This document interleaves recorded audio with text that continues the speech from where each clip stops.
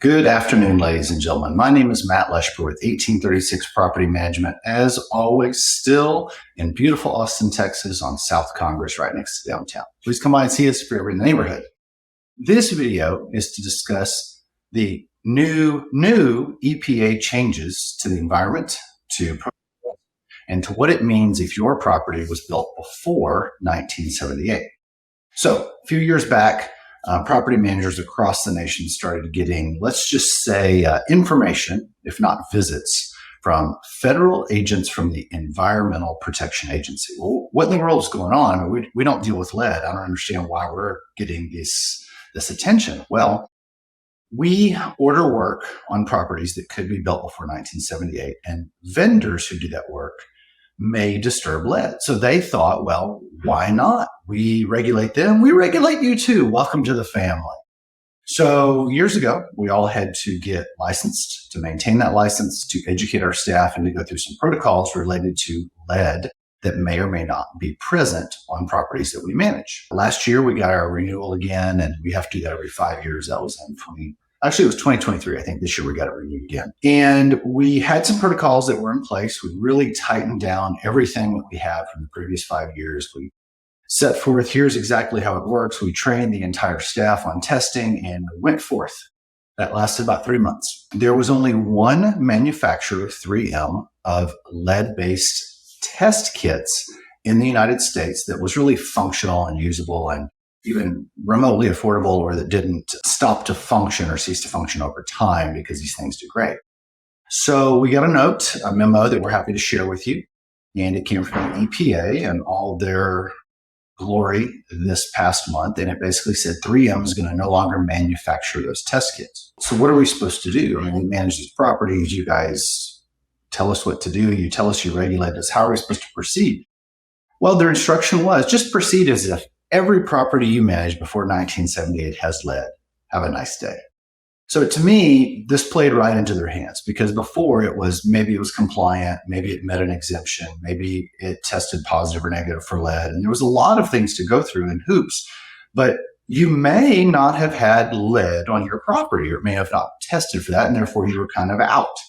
Well, no more, because you can no longer test. You are no longer out. And so every property for every owner in the United States built before 1978 now has to assume lead is present. So what does that mean?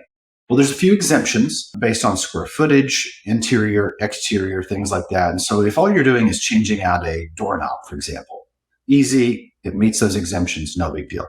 But if you're changing out the door frame, well, now we've got a problem. If you're pulling a nail out, touching something up, no big deal. But how big of a square area, indoor, outdoor, does that not meet the exemption, right? So we have those. We're happy to share those with you. They may or may not change over time, so I don't want to publish those straight out. But we can send you a link in this video to where you can see the current standards on the EPA website. What it means for you as a real estate investment property owner is that if we have to do work on your property that is not exempted, we are going to have to get a certified EPA firm, handyman service, restoration service, wherever it may be, to do that work. Now, our first recommendation is never, ever disturb lead on occupied properties, period. If the tenant wants to move or something, or let them out of their lease, that works too. But if they want to be present, we really need to have a serious talk. It can be done, but it's difficult. Imagine like a hazmat performance inside this house where people are living every day. It's difficult. It's odd. It can be done, but it's a mess. On empty properties, doesn't matter. You still have to post notices, still have to follow all the protocols, and everything has to be wiped down, kind of white glove clean. So if you have work that needs to be done, expect to get more expensive bids, and the government does not care, because that work has to be certified to EPA standards if your property was built before 1978. That's just going to be the way it is going forward. It could be something minor or something you didn't think about, like, oh, we changed out a hot water heater. Why in the world would that need to be done by an EPA certified firm? Well, they're going to disturb more than a certain amount of paint, or then you have to rebuild the closet if it's the old hot water heater and the new standards, because they're larger for energy efficiency standards. And so there's all kind of complications. plumbing, electrical, everything else can bleed into these EPA regulations. So give your property manager a call, give our maintenance team a call, give us a call if we can be of assistance to you. But just be aware that if you own a house built before 1978, moving forward, there's not any more test kits available once those on the shelf run out. And they expect you to act like that property has lead and treat it as such, which means containing all the dust particles, disposing of it properly, and handling the entire process so that nothing gets airborne. Let us know if we can do anything for you. If you have any questions, again, I'm always here.